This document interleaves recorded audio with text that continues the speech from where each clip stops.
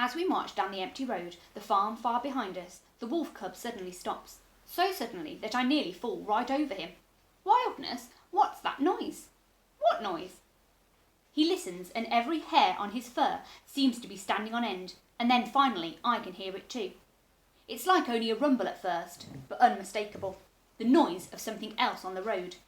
A noise I recognise immediately, because the last time I heard it, we were inside the van making it. School dis, and getting nearer every second. Quickly, I order the pigeons to find a safe route, and they fly off to scout ahead, the rumble of the colour van growing louder and louder.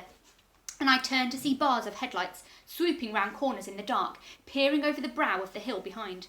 Then the birds are back.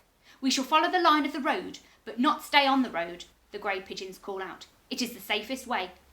Yes, don't follow us, it's not safe, says the white pigeon. We hurry through a narrow gap in a hedge, into a field of brambles that prick us with their thorns as we stumble through them. All of us, including the stag, crouch down low behind the hedge as the colours thunder past on the other side.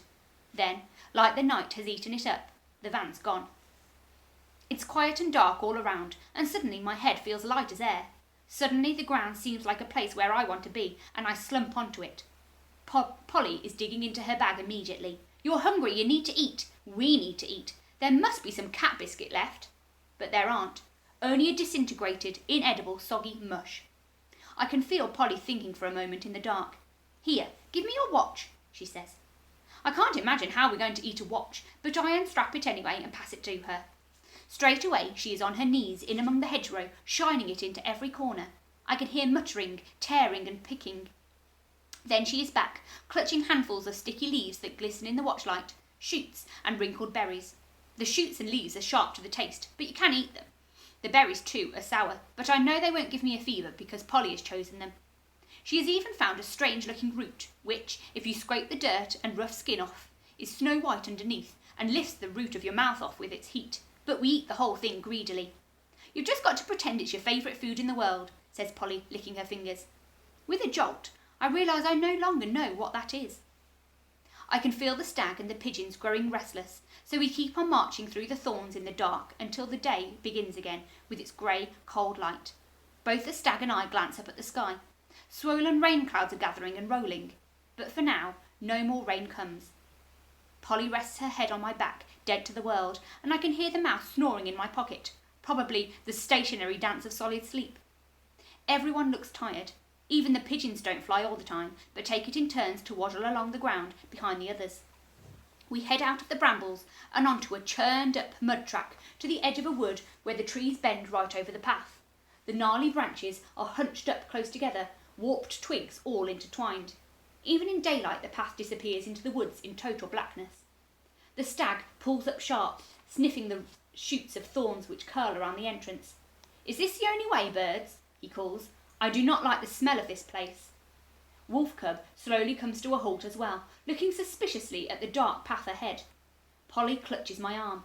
The pigeons don't give it a second thought, though, ducking straight through under the arc of thorns. Come inside, this is the best way. No one will be able to see us here. This high door will conceal us for many strides." "Yes, no one will be able to see their way inside," says the white pigeon. This time he seems to be the only pigeon actually making any sense, but we have no one else to follow. The general leaps onto my head, bristling. "Have no fear, I shall be at your side ready to dispatch any dangers we might face in here." It's decided then. "Stag, I think we should follow the birds. They have guided us well so far." "As you wish," he says abruptly, and trots on so suddenly that Polly and I almost don't have time to duck under the thorns which knock the general spinning to the ground. "At your side or underneath you, as you wish," he mutters as he picks himself up. The further we go inside the wood, the harder it is for any light to pierce the treetops, twisted together above our heads, only just making it through the grey pools here and there. But the strangest thing about the wood isn't the darkness. It's the quiet. It's so quiet in here, so deathly quiet that you can hear every twig crack, every snort of breath, even every twitch of the mouse's whiskers. But none of us is saying a word, just crunching silently over the forest carpet, careful step after careful step. The branches hang so low and thick, in knotted swags, that eventually we have to get off the stag and walk. Polly shivers behind me as we trudge along in the twilight, and then gives a start, tripping over something in the bracken. She pulls out a long, strange-shaped stick. "What's this, Kester?" she asks. I look at the branch as she turns it over in her hands, long, curved, and yellowy white. The branch that's a bone. I wave at her angrily to put it down, but it's too late. The stag fixes Polly, and the bone with his glittering eyes, sniffing the air suspiciously. Then Wolf Cub bounds over from behind us, a smaller white stick clenched between his jaws. "Look what I found, Wildness," he says proudly, but I just reach out and carefully pull it out of his jaws. I drop it to the ground where it lands with a clatter. Bones shouldn't hit soft forest floors with a clatter. I hurriedly stand back, scuffing the ground as I do, revealing that beneath our feet, beneath the light coating of dry leaves, there are more bare white sticks exposed and catching the light.